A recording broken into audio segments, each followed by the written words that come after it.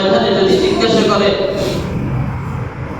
হে আমার উম্মতেরা, আমি নামাজ কায়েম করতে গিয়ে, দিনকে প্রতিষ্ঠিত করতে গিয়ে তায়েফের ময়দানে রক্তে জর্জরিত হয়েছি। তায়েফের ময়দানে গিয়ে কাফের ইহুদিদের পাথরের নিক্ষেপে আমার শরীর থেকে রক্ত ঝরেছে। আমি নামাজকে প্রতিষ্ঠিত করতে গিয়ে আমি কাফের ইহুদিদের অনেক নির্যাতন সহ্য করেছি। আমার ঘরের চুলায় দিনকে দিন, মাসকে মাস আমার ঘরের চুলায় আগুন জ্বলে নাই। আমি দিনকে প্রতিষ্ঠিত করতে গিয়ে আমার জন্মভূমিকে ত্যাগ করেছি। আমি সারা জীবন উম্মতদেরকে নিয়ে ভেবেছি, দোয়া করেছি। এত কিছু করার পরেও, নিজের জীবনকে বিসর্জন দেওয়ার পরেও তোমরা কেন নামাজ আদায় করলা না? আমি রাসূলের হুকুম কেন মানলা না? বান্দা এবার শেষবারের জন্য আয়, আমি রবের সাথে কিছু সময়ের জন্য কথা বলে ঘুমা। আমি রবের কুদরতি পায়ে সিজদা দিয়ে রবের সাথে সম্পর্ক করে ঘুমা। এই ঘুমের ভিতরে আমি যদি তোকে আর জাগতে না দেই, এই ঘুমটাই আমি রব যদি তোর জীবনের শেষ ঘুম বানিয়ে দেই, তাহলে দ্বিতীয়বারের জন্য আমি রবের কুদরতি পায়ে সিজদা দেওয়ার সুযোগ পাবি না। দ্বিতীয়বার আমি রবের সাথে কথা বলার জন্য সুযোগ পাবি না। শেষবারের জন্য আমি রবের কুদরতি পায়ে সিজদা দিয়ে আমি রবের সাথে সম্পর্কটা করে তারপর ঘুমাবো।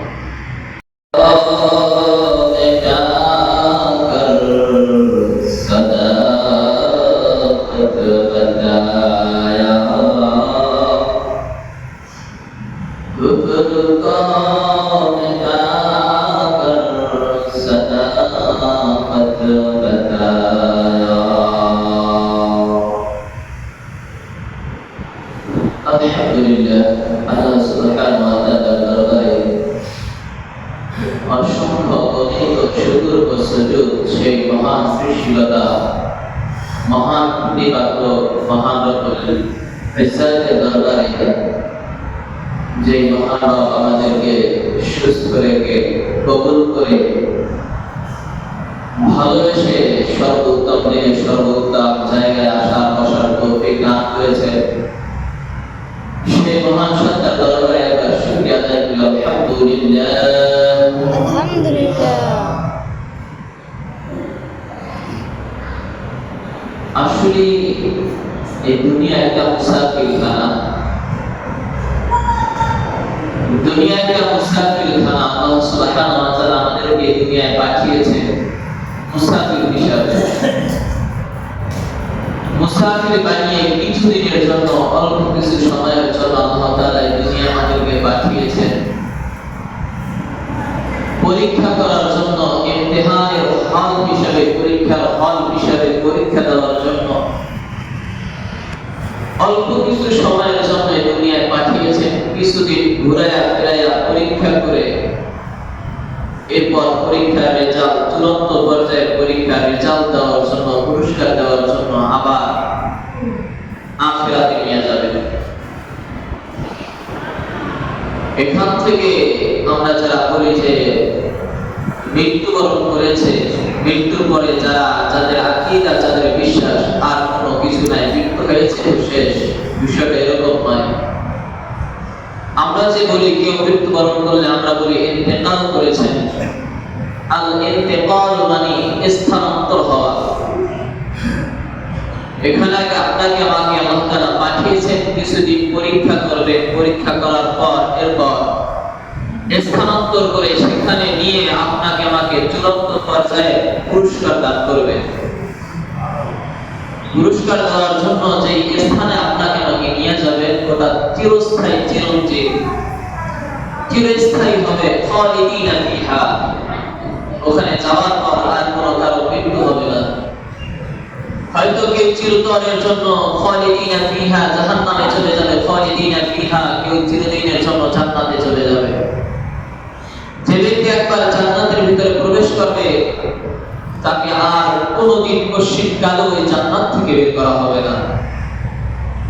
আর যাদেরকে বেহিসাব জাহান্নামে দেওয়া হবে তাদেরকেও আর কোনোদিন কশিনকালে ওই জাহান্নাম থেকে বের করা হবে না।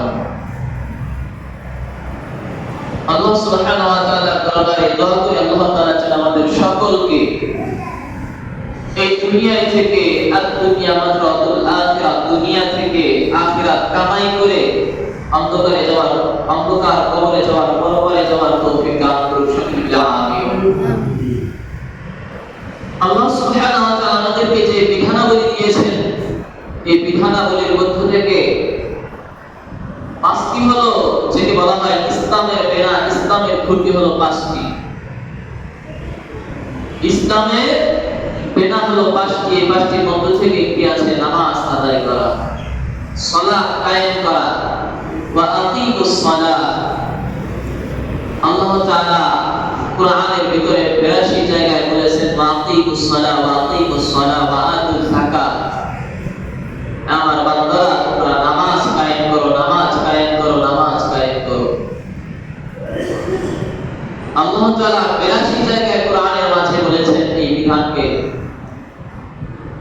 আল্লাহ রাসূল সাল্লাল্লাহু আলাইহি ওয়াসাল্লাম বলেছেন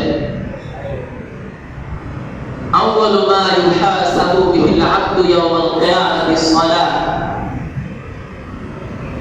ভয়ঙ্কর কিয়ামতের দিন, কঠিন বিভীষিকাময় কিয়ামতের মাঠে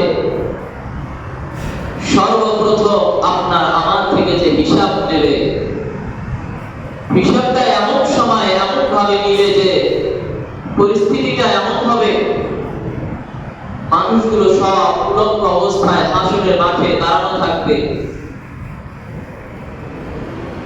মানুষকে এতটুকু জায়গা দেওয়া হবে এক একজন মানুষকে যে তার কদম পা মোবারক যেন মাটিতে হাসরের ময়দানে রাখতে পারে, এতটুকু পরিমাণ তাকে জায়গা দেওয়া হবে। আর এক একজন মানুষের সাথে গায়ে ঘেঁষে ঘেঁষে দাঁড়াবে। সূর্যটা মাথার উপরে থাকবে, হাসরের মাঠে সামনে অগ্রভাগে থাকবে জাহান্নাম। এই কঠিন পরিস্থিতি, ভয়াবহ সময় আল্লাহ সুবহানাহু ওয়া তাআলা সর্বপ্রথম বান্দাদের থেকে হিসাব নেবেন নামাজের। আউয়ালু মা ইউহাসাবু বিহিল আবদু ইয়াওমাল কিয়ামাতিস সালাহ। এই কিয়ামতের কঠিন সময় আপনার আমার থেকে যে সর্বপ্রথম হিসাব নেবেন, এই হিসাবটা হবে নামাজের। আল্লাহ রাসূল সাল্লাল্লাহু আলাইহি ওয়াসাল্লাম অন্য হাদিসের ভিতরে ইরশাদ করেন মিফতাহুল জান্নাতিস সালাহ। ঘরের দরজা খুলতে চাবি প্রয়োজন হয়। যেগুলো তালাবদ্ধ জিনিসের ওই তালাটাকে খুলতে হলে একটা চাবির প্রয়োজন আছে। আল্লাহ রাসূল সাল্লাল্লাহু আলাইহি ওয়াসাল্লাম বলতেছেন, ও সাহাবায়ে কেরাম, জান্নাত তোমার আমার জন্য আল্লাহ তাআলা বানিয়ে রেখেছেন, কিন্তু জান্নাতের দরজার ভিতরে, গেটের ভিতরে বড় করে একটা তালা লাগানো আছে। এই তালার চাবি আল্লাহ সুবহানাহু ওয়া তাআলা আখিরাতে বানিয়ে রাখেন নাই। এই চাবিকে এই দুনিয়াতে থাইকা কামাই করে, দুনিয়াতে থাইকা এই চাবিকে জোগাড় করে তোমার আমার আখিরাতে নিয়ে যেতে হবে। সাহাবায়ে কেরাম আরজ করলেন, ইয়া রাসূলুল্লাহ, এই চাবিটা কি? আল্লাহ রাসূল সাল্লাল্লাহু আলাইহি ওয়াসাল্লাম তখন হাদিস বর্ণনা করে মিফতাহুল জান্নাতিস সালাহ। ওই জান্নাতের চাবিটা হলো নামাজ। যদি আমার উম্মত, যদি তোমরা সুন্দর করে আল্লাহ তাআলার হুকুম মেনে, বিধান মেনে যদি সুন্দরভাবে সালাত নামাজ আদায় করতে পারো, তাহলে হাসরের ময়দানে কাল কিয়ামতের মাঠে তোমার আমার জান্নাতের দরজার সামনে গিয়ে টেনশন করতে হবে না, চাবির জন্য চিন্তা করতে হবে না। এই নামাজ তোমার আমার জান্নাতের তালাকে খুলে দিবে। নামাজকে অনেক গুরুত্ব দিতে হবে, নামাজের প্রতি যত্নশীল হতে হবে। কিন্তু আমাদের এখন এমন অবস্থা, যখন আমরা কোনো কাজের মাঝে, কোনো ব্যস্ততার মাঝে থাকি, তখন আমরা ঠিকই ব্যস্ততা থেকে ফারেক হয়ে কিছু সময়ের জন্য একটা পান খাওয়ার জন্য, একটু নাস্তা করার জন্য সময় বের করতে পারি। যখন ক্লান্তি লাগে, মাথা গরম হয়ে যায়, তখন একটা সিগারেট খাওয়ার জন্য সময় বের করতে পারি। যে অনেকক্ষণ কাজ করলাম, একটা সিগারেট খেয়ে মাথাটা ঠান্ডা করে নিই, শরীরের ভিতরে এনার্জি এনে লই, একটা প্রাণ মুখে দিয়ে নেই। কিন্তু আমার আপনার জবান থেকে এটা বের হয় না। অনেকক্ষণ কাজ করলাম, মসজিদে আজান হয়ে গেছে, নামাজের সময় চলে যাইতেছে, এখন নামাজটা আদায় করে নেই। বড় কপাল পোড়া আমরা। আল্লাহ রাসূল সাল্লাল্লাহু আলাইহি ওয়াসাল্লাম কাল কিয়ামতের ময়দানে যদি জিজ্ঞাসা করে, হে আমার উম্মতেরা, আমি নামাজ কায়েম করতে গিয়ে, দিনকে প্রতিষ্ঠিত করতে গিয়ে তায়েফের ময়দানে রক্তে জর্জরিত হয়েছি। তায়েফের ময়দানে গিয়ে কাফের ইহুদিদের পাথরের নিক্ষেপে আমার শরীর থেকে রক্ত ঝরেছে। আমি নামাজকে প্রতিষ্ঠিত করতে গিয়ে আমি কাফের ইহুদিদের অনেক নির্যাতন সহ্য করেছি। আমার ঘরের চুলায় দিনকে 3 মাসকে মাস আমার ঘরের চুলায় আগুন জ্বলে নাই। আমি দিনকে প্রতিষ্ঠিত করতে গিয়ে আমার জন্মভূমিকে ত্যাগ করেছি। আমি সারা জীবন উম্মতদেরকে নিয়ে ভেবেছি, দোয়া করেছি। এত কিছু করার পরেও, নিজের জীবনকে বিসর্জন দেওয়ার পরেও তোমরা কেন নামাজ আদায় করলা না? আমি রাসূলের হুকুম কেন মানলা না? আমরা সকলেই জানি কাল কিয়ামতের ময়দানে আল্লাহ রাসূল সাল্লাল্লাহু আলাইহি ওয়াসাল্লাম তার বান্দাদেরকে বাঁচাই, তার উম্মতদেরকে সুপারিশ করে জান্নাতের ভিতরে নিয়ে যাবেন। এখন জান্নাতের ভিতরে যে নিয়ে যাবেন তার উম্মতদেরকে, সমস্ত উম্মতদেরকে এমনি জান্নাতে নিয়ে যাবেন। যদি তাই হতো তাহলে হাসরের ময়দান, বিচারের মাঠ কায়েম হতো না। যদি এটাই হতো যে আল্লাহ রাসূল সাল্লাল্লাহু আলাইহি ওয়াসাল্লাম তার সমস্ত উম্মতদেরকে সুপারিশ করে জান্নাতের ভিতরে নিয়ে যাবেন, তাহলে পুরস্কারের ব্যবস্থা আল্লাহ তাআলা করতেন না। মিজানের পাল্লায় নেকির পাল্লা, নেক বদির পাল্লা হতো না। তাহলে আমার আপনার জন্য এই হাসরের ময়দানে যে হিসাবের ব্যবস্থা করা হয়েছে, মিজানের ব্যবস্থা করা হয়েছে, পুরস্কারের ব্যবস্থা করা হয়েছে, এই কোনো কিছুর প্রয়োজন ছিল না। অতএব আমরা বুঝলাম কাল কিয়ামতের ময়দানে আল্লাহ রাসূল সাল্লাল্লাহু আলাইহি ওয়াসাল্লাম সুপারিশ করে যাদেরকে জান্নাতে নেবেন, তাদের ভিতরে একটা ভিন্ন রকমের একটা লুক থাকবে, আলো থাকবে। সেই আলোওয়ালা যারা থাকবে, যাদের শরীরের ভিতরে নূর চমকাইবে, আলো চমকাইবে, প্রকৃতপক্ষে রাসূলের উম্মত হতে পারবে, রাসূলের আদর্শ মেনে চলতে পারবে, আল্লাহ তাআলার হুকুম মেনে চলবে। আল্লাহ রাসূল সাল্লাল্লাহু আলাইহি ওয়াসাল্লাম একমাত্র তাদেরকেই বেছে বেছে বিনা হিসাবে জান্নাতে প্রবেশ করাইবে। সম্মানিত মুসলিম কিরাম, আল্লাহ তাআলা 5 ওয়াক্ত নামাজ ফরজ করে দিয়েছেন। এই 5 ওয়াক্ত নামাজ শুধু নামাজই নয়, এটা কিয়ামত যেন আল্লাহ তাআলার সাথে কথা বলার একটা মাধ্যম, একটা ওসিলা। নামাজ হলো একটা বাহানা, কিন্তু এই বাহানার মাধ্যমে আল্লাহ তাআলা বান্দাদেরকে আল্লাহ তাআলা কথা বলার একটা মাধ্যম। এটা কেমন যেন আল্লাহ তাআলা ডাক দিয়ে বলতেছে, যখন ফজরের আযান হয় আল্লাহ তাআলা ডাক দিয়ে বলে, হে আমার বান্দা, সারা রাত ঘুমাইনি, সারা রাত ঘুমের ভিতরে নিমগ্ন ছিলি, অনেক সময় অতিবাহিত হয়ে গেছে, আমি রবের সাথে কথা বলো না, রবের সাথে সাক্ষাৎ করো না। এবার একটু ঘুম থেকে উঠ, আমি রবের কুদরতি পায়ে সেজদা দিয়ে আমি রবের সাথে একটু সময় কথা বল। জোহরের সময় যখন আযান হয়, তখন আল্লাহ তাআলা কেমন যেন ডাক দিয়ে বান্দাকে বলে, হে বান্দা,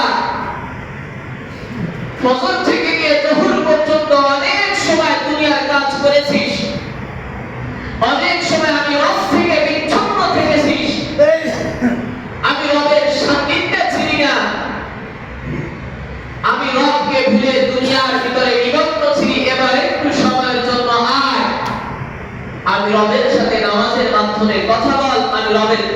পায় সিজদাতে।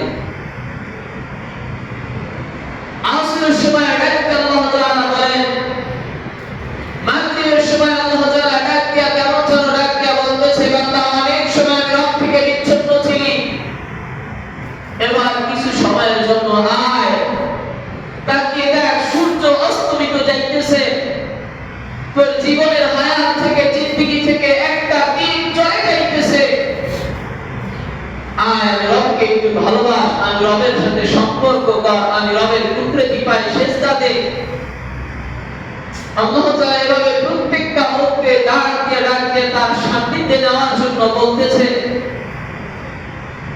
এশারের সময় আল্লাহ তাআলা চূড়ান্ত পর্যায়ে ডাক দিয়ে কেমন যেন বলতেছে, হে আমার বান্দা, সারাদিন অনেক ক্লান্ত করেছিস, অনেক পরিশ্রম করেছিস, মাঝে মাঝে আমি রবের কথা স্মরণ করেছিস, এবার তোর ঘুম নেওয়ার পালা, ঘুমিয়ে যাওয়ার পালা, এবার তুই বিশ্রামের জন্য বিছানায় ঘুমিয়ে পড়বি। বান্দা এবার শেষবারের জন্য আয়, আমি রবের সাথে কিছু সময়ের জন্য কথা বলে ঘুমা, আমি রবের কুদরতি পায়ে সিজদা দিয়ে রবের সাথে সম্পর্ক করে ঘুমা। এই ঘুমের ভিতরে আমি যদি তোকে আর জাগতে না দেই, এই ঘুমটাই আমি রব যদি তোর জীবনের শেষ ঘুম বানিয়ে দেই, তাহলে দ্বিতীয়বারের জন্য আমি রবের কুদরতি পায়ে সিজদা দেওয়ার সুযোগ পাবি না, দ্বিতীয়বার আমি রবের সাথে কথা বলার জন্য সুযোগ পাবি না, শেষবারের জন্য আমি রবের কুদরতি পায়ে সিজদা দিয়ে আমি রবের সাথে সম্পর্কটা করে তারপর ঘুমাবো। আল্লাহ রাসূল সাল্লাল্লাহু আলাইহি ওয়াসাল্লাম ইরশাদ করেন, যে ব্যক্তি ইশারের নামাজ জামাতের সাথে আদায় করলো, আবার ফজরের সময় উঠে আবার ফজরের নামাজ জামাতের সাথে আদায় করলো, ওই ব্যক্তির আমল নামায় আল্লাহ তাআলা সারা রাত নামাজের সওয়াব লিখতে থাকে। এখন একটু হিসাব করেন, আল্লাহ তাআলা বলেছেন, বান্দা আমি যদি ঘুম থেকে তোকে জাগাই তাহলে তুই জাগতে পারবি, আমি যদি তোকে জাগার কোনো হুকুম না দিই, তোর নিঃশ্বাস বন্ধ করে দেই, তাহলে তুই আর জাগতে পারবি না। এখন আমার আপনার এই ঘুমটা যদি এমনই হয়, আমি আপনি ইশারের নামাজ জামাতের সাথে আদায় করে সুন্দর করে পরিপাটি হয়ে সুন্নাত মোতাবেক ঘুমিয়ে গেলাম, দোয়া করে ঘুমিয়ে গেলাম, আর এই ঘুমের মধ্যে আজরাইল আলাইহিস সালাতু ওয়াস সালাম এসে আমার আপনার রূহটাকে কবজ করে নিয়ে গেল, আমার আপনার জীবনটা নিয়ে গেল, মৃত্যু কোলে ফেলে দিল, তাহলে আমার আপনার মৃত্যুটা কেমন হবে একটু চিন্তা করে দেখেন। আর যদি বিপরীত দিক হয়,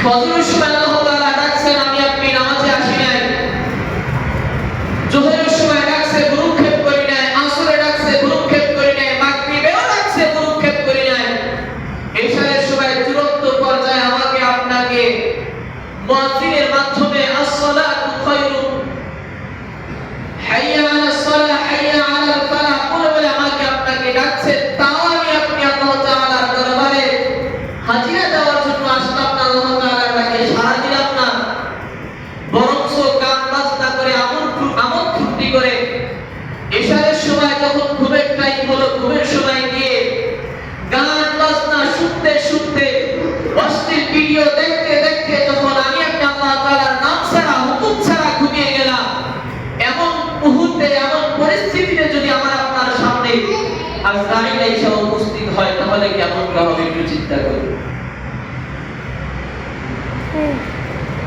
একটু চিন্তা করে দেখুন, একটু হিসাব করুন তখন কেমন হবে, বেনামাজি মৃত্যুটা কেমন হবে একটু অনুভব করুন। আল্লাহ রাসূল সাল্লাল্লাহু আলাইহি ওয়াসাল্লাম এক সাহাবীর জানাজায় গিয়েছিলেন, জানাজায় যাওয়ার পর তখন গিয়ে দেখবেন এখনো কবর খনন করা হয় না, এখনো কিছু সময় লাগবে, তখন আল্লাহ রাসূল সাল্লাল্লাহু আলাইহি ওয়াসাল্লাম ওই কবরের কিনারায় গিয়ে বসে পড়লেন, আর উপস্থিত সমস্ত সাহাবীরা রাসূলকে ঘেরাও করে গোল আকার হয়ে বসে গেলেন। কিছুক্ষণ সময় আল্লাহ রাসূল সাল্লাল্লাহু আলাইহি ওয়াসাল্লাম একটা হাতের ভিতরে কাঠি নিয়ে চিন্তা যুক্ত হয়ে মাটির ভিতরে আঁকাআঁকি করতেছে আর কি যেন চিন্তা করতেছে। দেখবেন কোন ব্যক্তি যদি চিন্তার ভিতরে থাকে তাহলে সে হাতের ভিতরে যাই থাকুক না কেন ওইটা নিয়ে ঘাটাঘাটি করে, লাঠি থাকলে লাঠি দিয়ে মাটির ভিতরে আঁকাআঁকি করে। আল্লাহ রাসূল সাল্লাল্লাহু আলাইহি ওয়াসাল্লাম কি যেন গভীর চিন্তার ভিতরে নিমগ্ন আছেন আর মাটির ভিতরে ছোট্ট একটা লাঠি দিয়ে আঁকাআঁকি করতেছেন। এরপর কিছুক্ষণ পর আল্লাহ রাসূল সাল্লাল্লাহু আলাইহি ওয়াসাল্লাম সাহাবীদের উদ্দেশ্যে হাদিস বর্ণনা করতেছেন। একজন মুমিনের কিভাবে মৃত্যু হবে, একজন পাপিষ্ঠ বেনামাজির কিভাবে মৃত্যু হবে। আল্লাহ রাসূল সাল্লাল্লাহু আলাইহি ওয়াসাল্লাম বলতেছেন যে একজন পাপিষ্ঠ ব্যক্তির মৃত্যুটা এমন হবে, একজন বেনামাজি ব্যক্তির মৃত্যুটা এমন হবে, আজরাইল আলাইহিস সালাতু ওয়াস সালাম ভয়ঙ্কর চেহারা নিয়ে আকৃতি নিয়ে সামনে উপস্থিত হবে।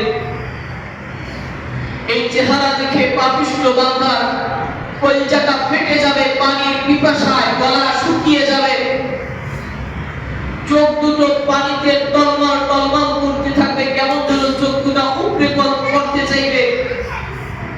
এমন সময় আজরাইল আলাইহিস সালাতু ওয়াস সালাম তার রূহটাকে কবজ করার জন্য প্রস্তুতি গ্রহণ করবেন।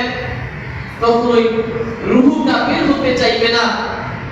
আজরাইল আলাইহিস সালাতু ওয়াস সালাম তার শরীরের ভিতর থেকে রূহটাকে ধরে টেনে হিঁচড়ে বের করার চেষ্টা করবে। যখন শরীরের ভিতর থেকে রূহটাকে ছিঁড়ে ফেলবে, এই রূহটা এসে গলার ভিতরে আটকে যাবে। আজরাইল আলাইহিস সালাতু ওয়াস সালাম ওখান থেকে যে বিভাগ একটা মাছের পেট থেকে বর্শি টেনে হিঁচড়ে বের করা হয়, তার থেকেও ভয়ঙ্কর রূপ নিয়ে আজরাইল আলাইহিস সালাতু ওয়াস সালাম একজন বেনামাজি পাপিষ্ঠ বান্দার গলার ভিতর থেকে রূহটা টেনে হিঁচড়ে ছিঁড়ে বের করবে।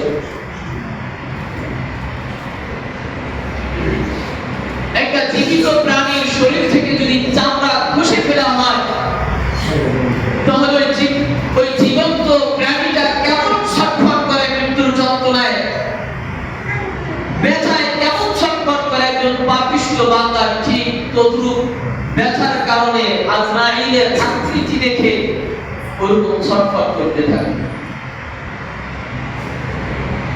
কেন নামাজ পড়েন না? আল্লাহ রাসূল সাল্লাল্লাহু আলাইহি ওয়াসাল্লাম এত কষ্ট করেছেন এই নামাজের জন্য। আল্লাহ তাআলা বারবার বলতেছেন ওয়াকিমুস সালাহ ওয়াকিমুস সালাহ। রাসূল সে বাস্তবায়ন করেছেন।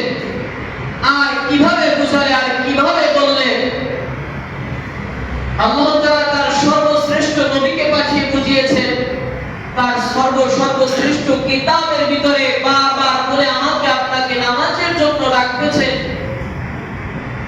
বিভিন্ন ভাবে উলামায়ে কেরাম দ্বীনি মজলিসে মাহফিলের ময়দানে জুমার মিম্বার থেকে আমাকে আপনাকে নামাজের জন্য ডাকতেছে। তারপরও কেন নামাজ পড়েন না? কেন আমার আপনার দিলটা নরম হয় না?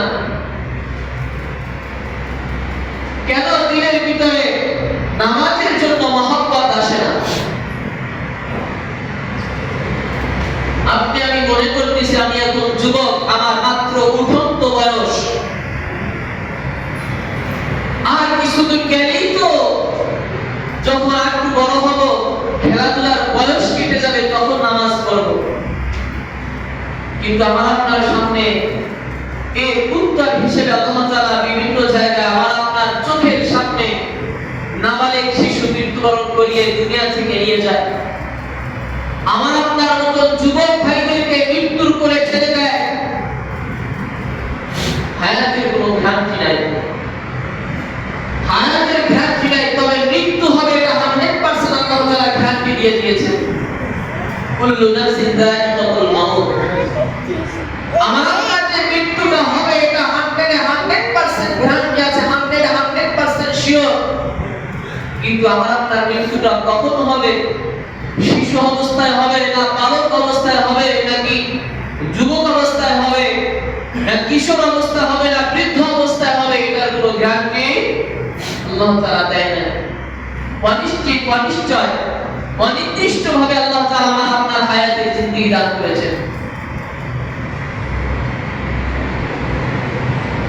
সমস্ত মুসলিমদের কেরাম মাহবুবদেরকে উদাত্ত আহ্বান জানাই,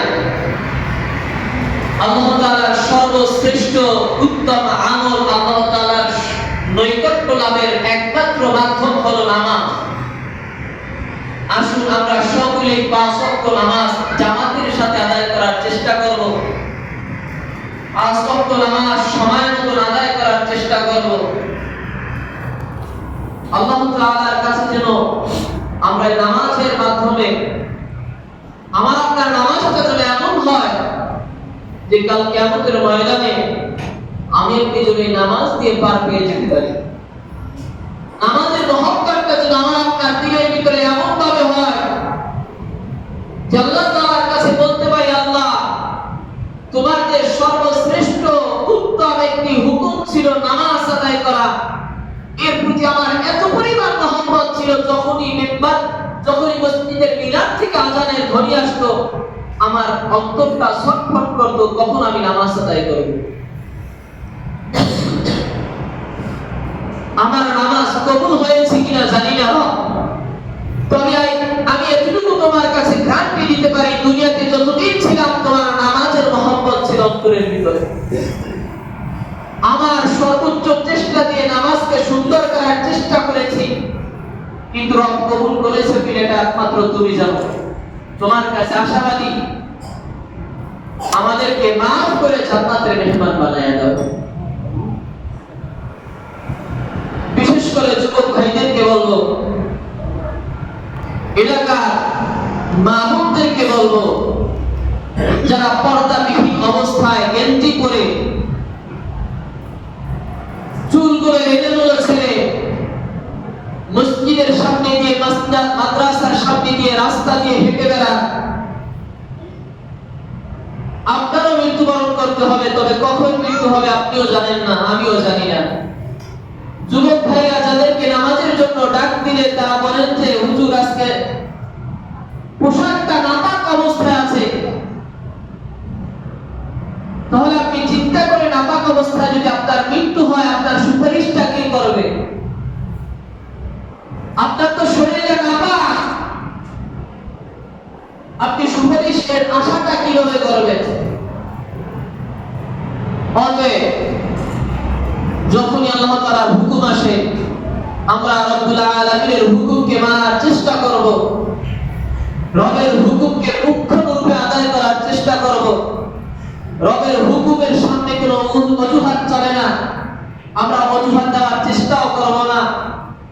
আমরা যারা বেপরদাহীন অবস্থায় চলাফেরা করি আমরাও সতর্ক হয়ে যাব, পর্দা অবস্থায় চলার চেষ্টা করব। আল্লাহ সুবহানাহু ওয়া তাআলা আমাদের সকলকে আল্লাহ তাআলার সব হুকুম মেনে চলার তৌফিক দান করুন। সকলে বলে আমিন। ওয়া আখিরু দাওয়ানা আলহামদুলিল্লাহি রাব্বিল আলামিন।